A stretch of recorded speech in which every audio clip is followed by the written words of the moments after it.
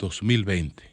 Buenos días a todos y a todas, esperando pues que hayamos podido todos, ¿no?, disfrutar de un día de Nochebuena, un día de Navidad, pues en la tranquilidad familiar y con los cuidados necesarios, aunque uno sabe que eso es mucho decir. Por eso es que Anthony Fauci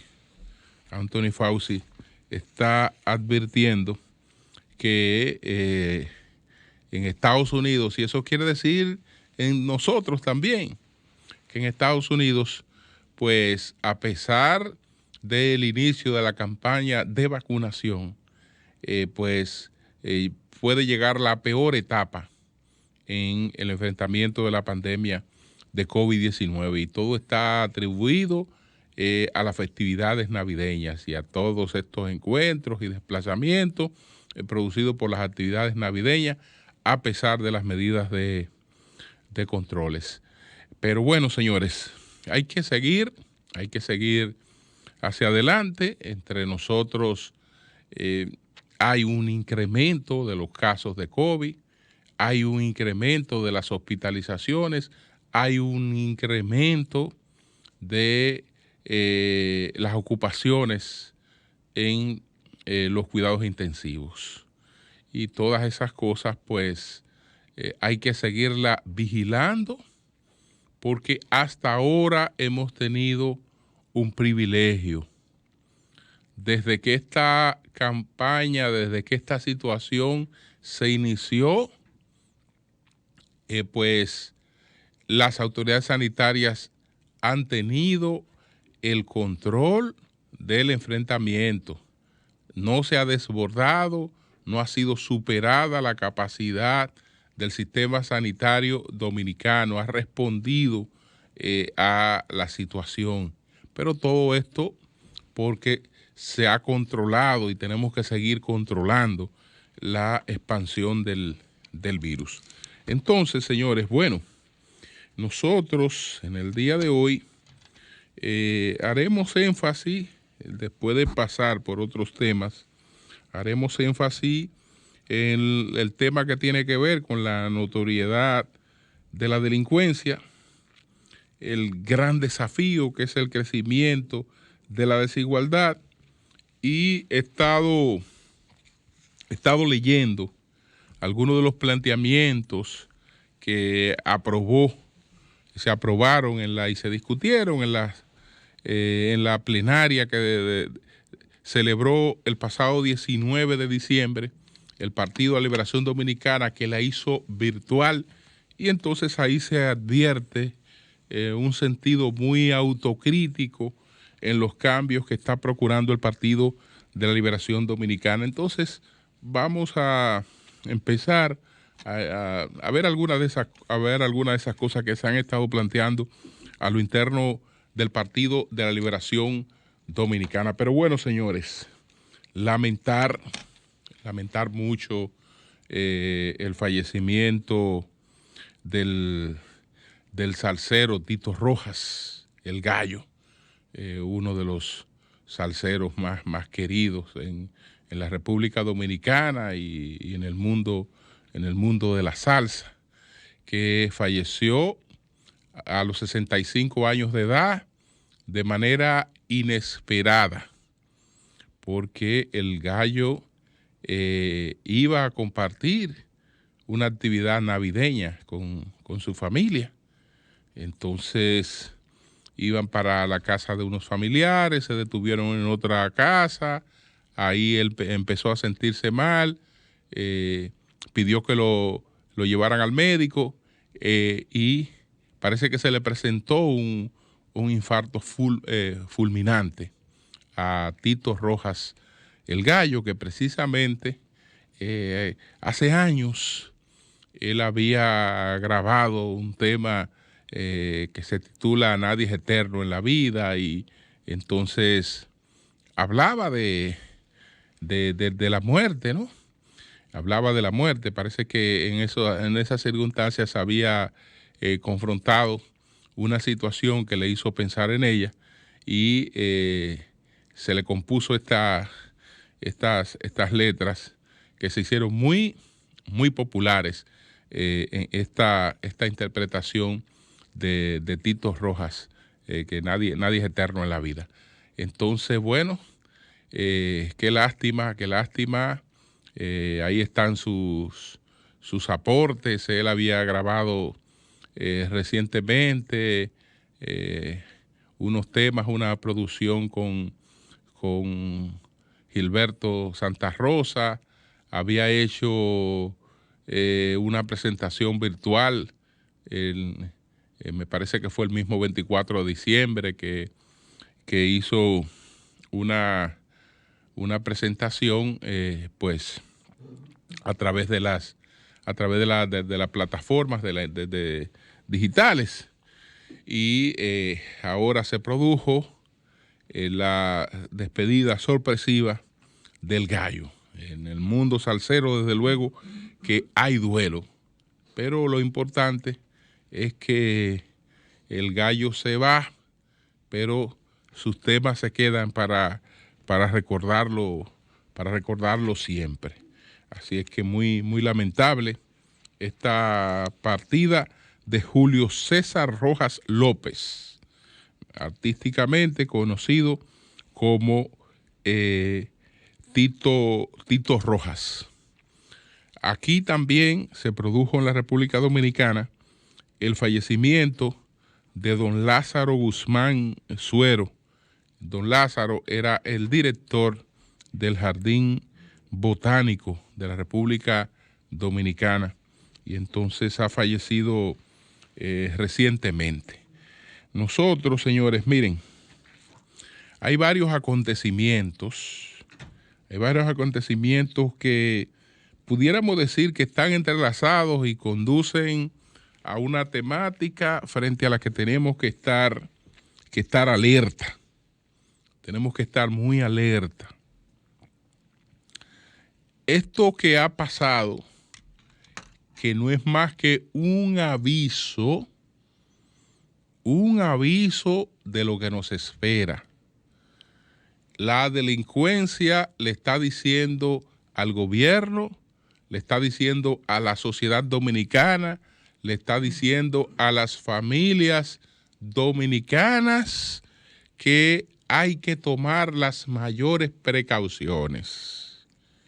Y lo ha estado haciendo de la manera menos drástica posible. Porque hasta ahora hemos tenido varios acontecimientos en los que nadie se quisiera ver involucrado, porque uno sabe la impotencia que se apodera de una persona cuando ve que le están llevando lo suyo. Es decir, cuando ve que un individuo que no es dueño de una cosa le dice a usted, páseme eso, para arrancar con eso. Hay una impotencia que está por encima del valor del objeto que esa persona se lleva. No obstante, señores, lo mejor es estar preparado, no para intentar dar respuesta a gente que te sorprende, que tiene el beneficio de la sorpresa, sino para perder lo que se tenga que perder, como ha ocurrido con estas familias. Dejar que las cosas transcurran, porque en definitiva lo mejor es que no le pase nada a la gente, Entonces uno lamenta mucho eso, ¿no?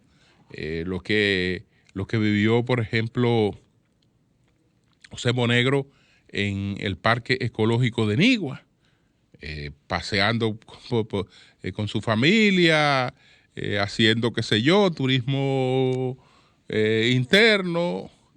Pues ahí es objeto de un atraco y le llevan todas sus pertenencias y el dinero que tenían encima. Gracias a Dios él y toda la familia intacta, gracias a Dios. Y lo propio ocurrió cuando atracaron a Gillo Sarante o cuando han atracado a un empresario ciclista, etcétera. Es decir, hasta ahora, ¿qué es esto? Una advertencia. Señores, pero esa advertencia no se queda ahí. Eso es sencillamente el sonido de una alarma. Es el sonido de una alarma porque todos los procesos de crisis económica, todos los procesos de disminución de ingresos y de actividad económica tienen un reflejo en el incremento de la delincuencia, independientemente de que la gente que hace este tipo de cosas, desde luego que no anda buscando la subsistencia ni mantener a sus hijos, pero como quiera, hay un impacto directo en esto. Entonces, las cosas que se nos han presentado con la ralentización de la economía en el mundo y en la República Dominicana, uno no la puede ver solamente por el efecto directo. ¿Qué pasa cuando en un establecimiento que trabajaban 18 personas, ese establecimiento hoy trabaja con 9 personas? ¿Qué pasa con eso? No es solo que la mitad de esas personas han perdido el empleo y que por lo tanto esas personas están con limitaciones. No, es que el ingreso que esas personas tenían tiene un recorrido en la economía que también tiene un impacto. Entonces, el impacto no se reduce a la persona que ha sido afectada por la pérdida de un empleo, sino que se reproduce porque esa persona que ha perdido un empleo, esa persona pues tiene situaciones con las que ya no puede cumplir o tiene gastos que ya no puede hacer y esos gastos se lo hace a otras personas, se lo hace a otros negocios, muchos de ellos informales. Pero a su vez, como esos negocios no están recibiendo esos ingresos, tienen una disminución también en su nivel de intercambio con otros establecimientos, eso se nota. Y cuando se globaliza, cuando se totaliza, los vemos pequeños porque lo vemos en función de un empleo, pero hay que calcular eso cuando estamos hablando de la pérdida de miles de empleos, el impacto que eso tiene en el panorama económico. Hay que ver el impacto que eso tiene. Agravado por muchas otras cosas y ya más adelante, porque los otros temas que vamos a desarrollar están conectados con esto, pues esto nos dice que la sociedad tiene que producir respuesta, tiene que buscar respuesta a estas cuestiones, no solo en la parte preventiva, no solo en la parte represiva, porque como quiera las situaciones seguirán ahí. Hay que buscar respuesta, pero hay que estar preparado. La vida no es la vida del año 2019. Y ya no solo por el tema de que hubo una pandemia. No. Hubo una pandemia. Esa pandemia se tradujo en una situación de disminución de la actividad económica, de quiebra de la actividad económica, de disminución sustancial de la actividad económica, y eso tiene otros componentes que se derivan de ahí frente a lo que hay que estar preparado. Y prevenido Pero desde luego también hay que buscar respuesta a ese tipo de cosas. Entonces, quería referirme a dos hechos antes de abordar más en sentido general el tema este de la riqueza y la desigualdad. ¿Cuáles son esos dos temas? Bueno, desde luego que hay que esclarecer la muerte del coronel piloto de la Fuerza Aérea, Israel Rodríguez Cruz, y esa denuncia que ha hecho el ex senador César Augusto Matías, Yayo Matías, es muy grave. Es muy grave. Parece que hay una situación de conflicto que era anterior al conflicto que dio el pretexto para la muerte de esta persona.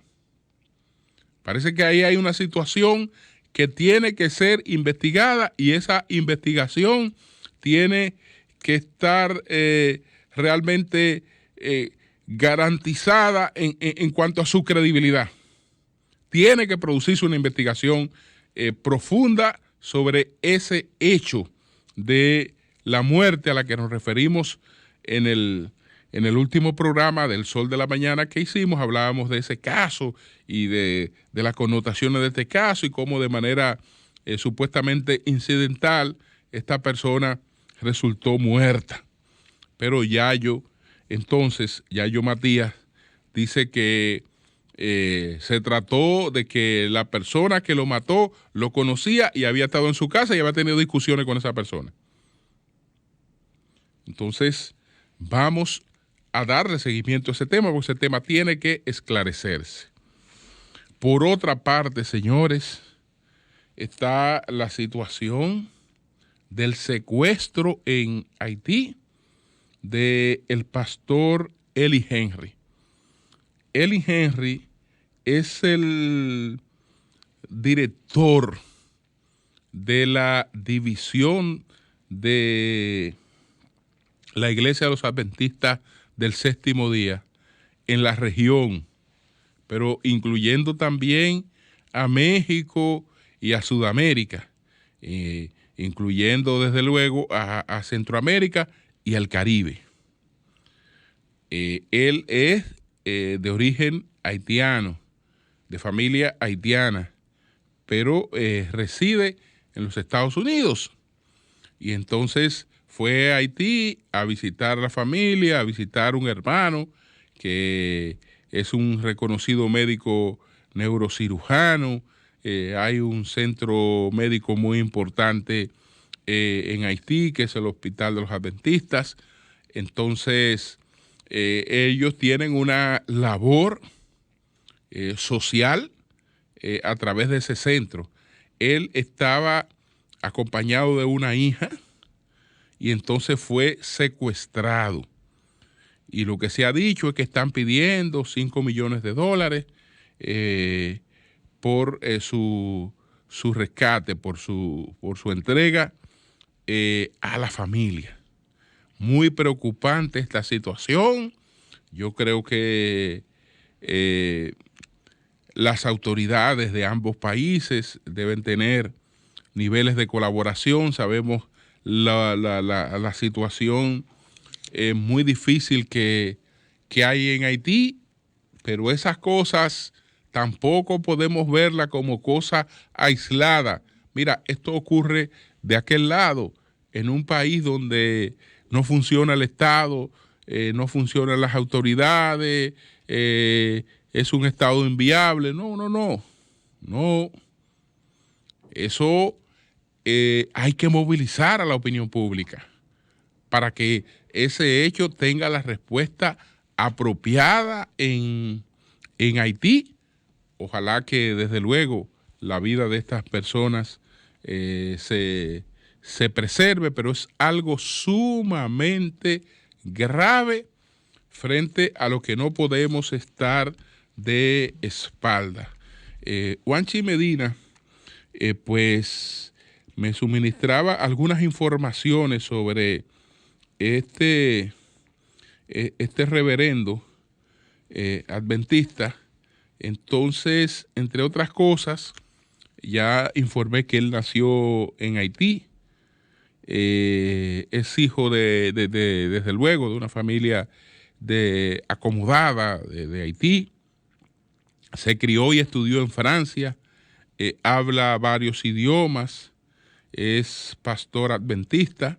A finales de 2018 fue electo presidente interamericano de los adventistas. Reside en Florida desde hace varios años. La sede de la División Interamericana de los Adventistas está en Florida. Ahora, con motivo de las Navidades, llegó a Haití para visitar a su hermano, quien es neurocirujano y fue secuestrado junto a su hija. Además de la visita de su hermano, estaba llevando alimentos y medicamentos a sectores pobres de Haití. Así es que vamos a unirnos en el reclamo el rescate con vida, desde luego, que es lo más importante, del pastor Eli Henry y de su hija.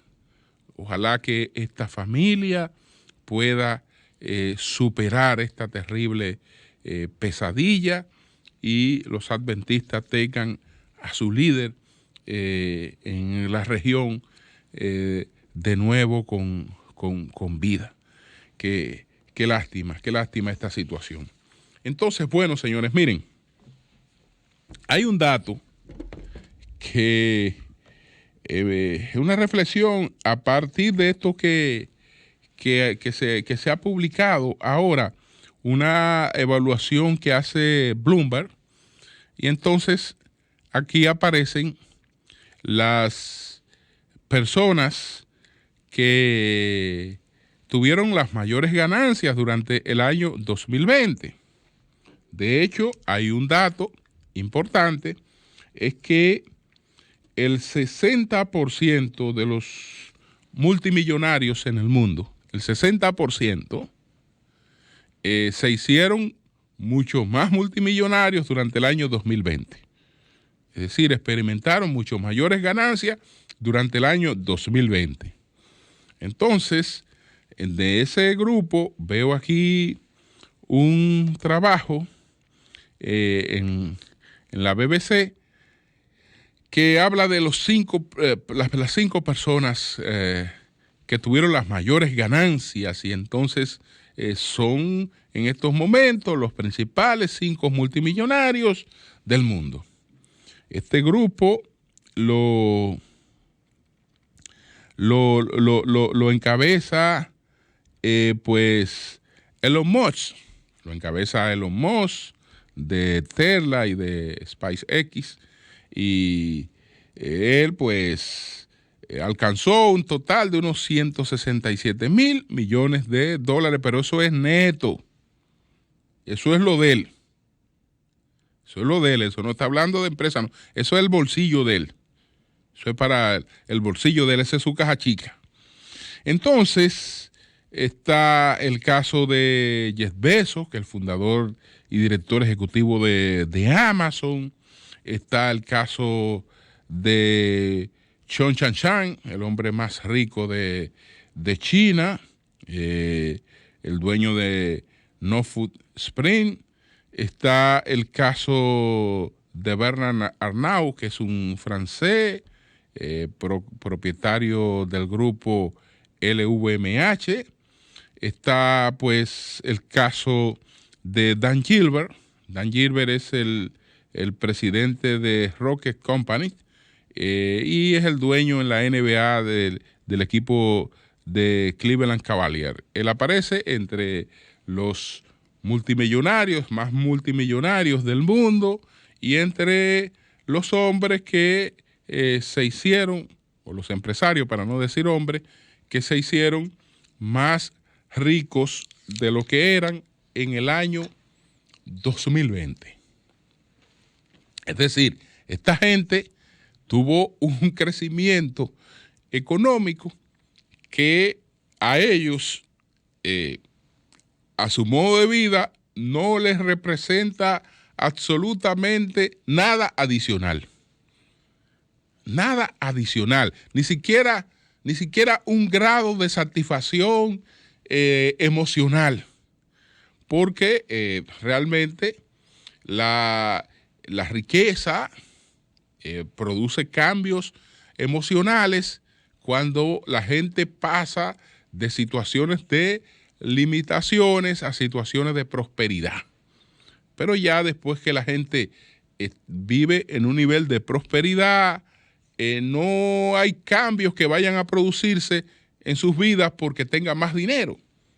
No hay absolutamente cambio. Incluso hay a partir de un nivel en el que la gente prácticamente hace lo mismo.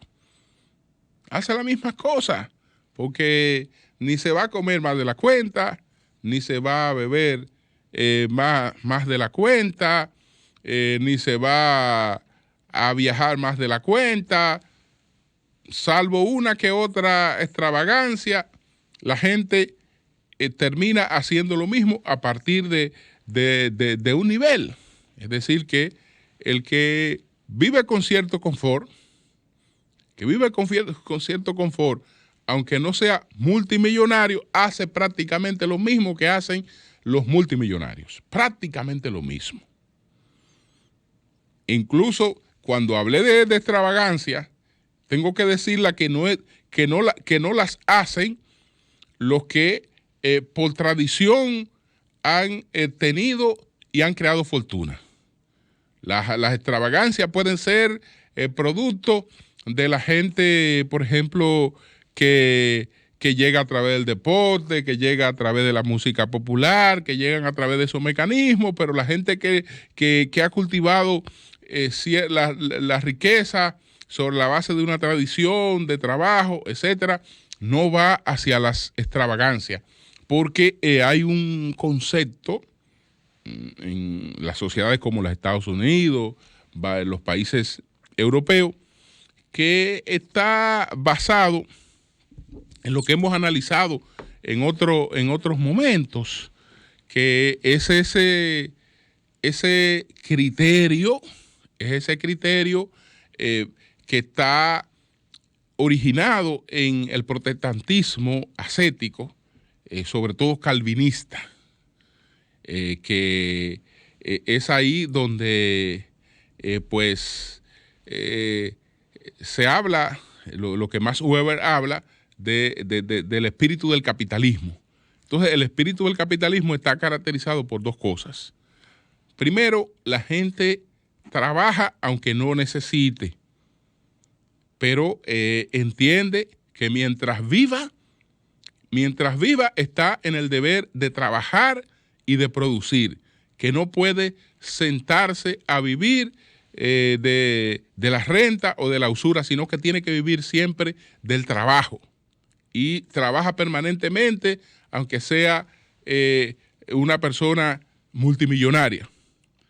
Lo segundo, como el trabajo es realmente, digamos, una forma de cumplir con el mandato bíblico, como es una forma de cumplir con la misión que le habrá de proporcionar una vida en la eternidad, pues el trabajo se respeta y se mantiene. Pero también respetan y mantienen lo que ha sido producto del trabajo. Y entonces entienden que aunque haya riqueza, no hay, es pecado hacer uso de ella de manera desproporcionada e innecesaria. Entonces, por eso, cuando vemos a estas personas tradicionales, vemos que casi siempre son personas austeras. Son personas de un comportamiento austero, en los que, digamos, están bajo esa característica. Ahora, ¿qué es lo que pasa? Que es que en la otra cara de la moneda, entonces tenemos una situación terrible para la que tenemos que prepararnos y que forma parte de los grandes desafíos que tenemos en este siglo XXI, que ya lleva dos decenios, el siglo XXI ya lleva 2 décadas, pero están estos grandes desafíos. Mientras ocurre esto y nos entretenemos un poco con la novela de estas personas que ahora son más multimillonarias. Entonces tenemos un terrible contraste. ¿Cuál es el terrible contraste? Señores, las 100 personas más ricas del mundo, las 100 personas más ricas del mundo tienen un total acumulado de activos que supera a los de 4.000 millones de personas más pobres del mundo. En estos momentos debemos andar por unos 7.700 millones de personas en el mundo. De eso, pues los 100 más ricos acumulan más riquezas que la suma total de todo lo que tienen 4.000 millones de personas, de la suma total de eso. Y de por sí estamos hablando de un acontecimiento sumamente grave, y nos encontramos no solo en sociedades, porque podemos estar hablando de que el capitalismo, que el inescrupuloso, que no tiene corazón, lo que fuere. Pero si vemos esa realidad en sistemas que estuvieron en otras situaciones, es lo mismo. Es lo mismo. ¿Quiénes son los dueños del 87% de la riqueza en Rusia? Del 87% de la riqueza en Rusia, el 87% de la riqueza en Rusia está concentrada en el 13% de la población rusa. Ese país que vivió una supuesta transformación social, que vivió una revolución de la clase obrera, se supone que por lo menos con todos los años que se acumuló ahí, debió haber quedado una base totalmente distinta. No. El 87% de la riqueza está en manos del 13% de la población. Y en sentido general, cuando estamos hablando de Estados Unidos, bueno, es peor. Es peor porque ahí estamos hablando de que un 1% tiene más que el 99%. El que más ha trabajado este tema de la desigualdad, de la riqueza, el que más ha trabajado este tema, es Joseph Stiglitz. Y él dice, entre otras cosas, dice Stiglitz lo siguiente: el 1% alto recibe en una semana un 40% más de lo que el 20% inferior recibe en un año.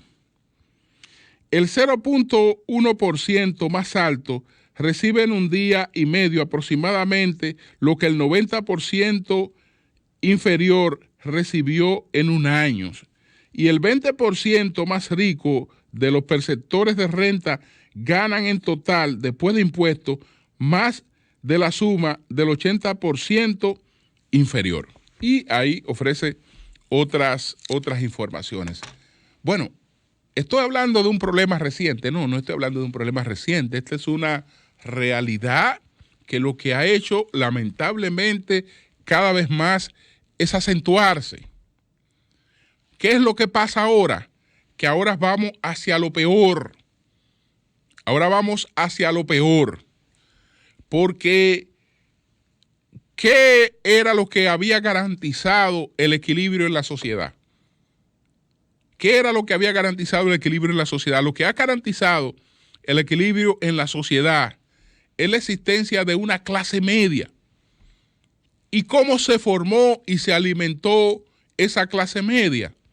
Esa clase media se alimentó y se formó con el tipo de empleos y el tipo de oficio que se originó a partir de la segunda revolución industrial.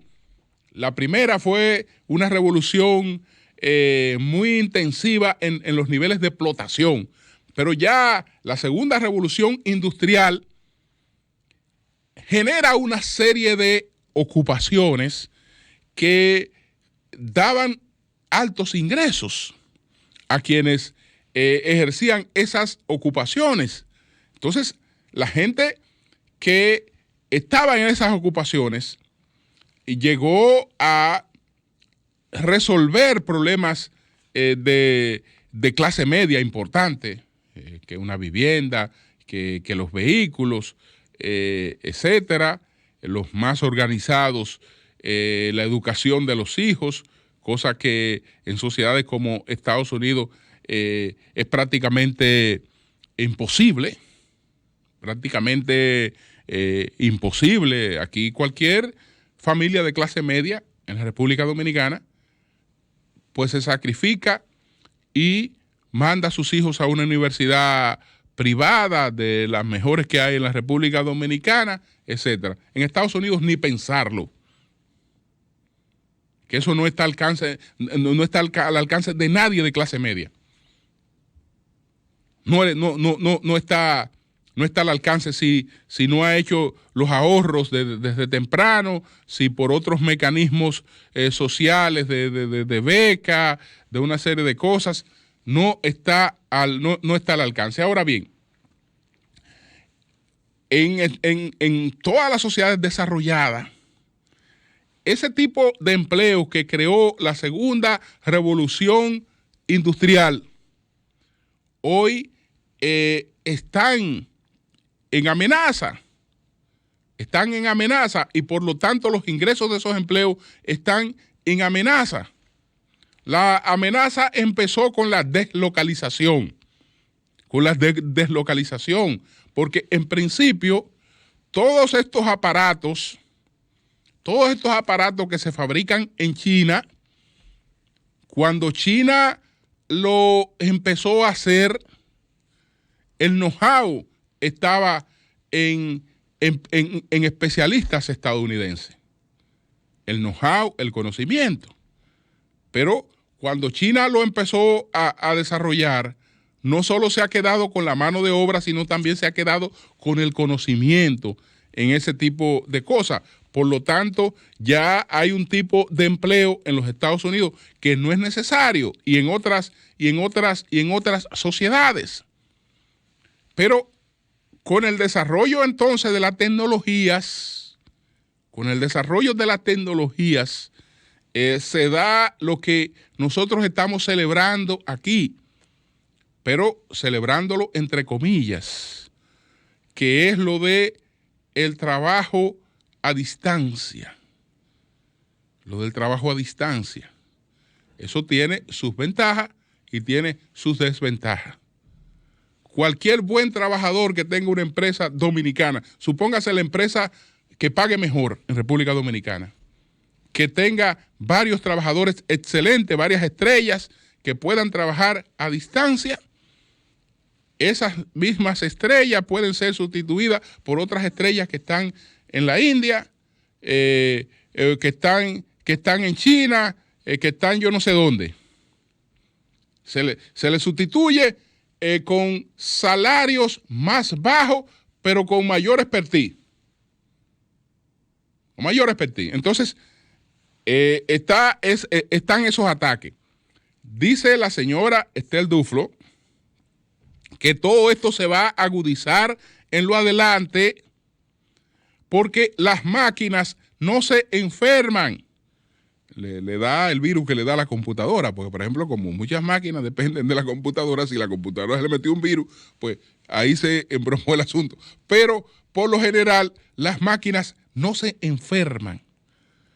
Lo que viene en adelante es un crecimiento más acelerado de todos los procesos de automatización.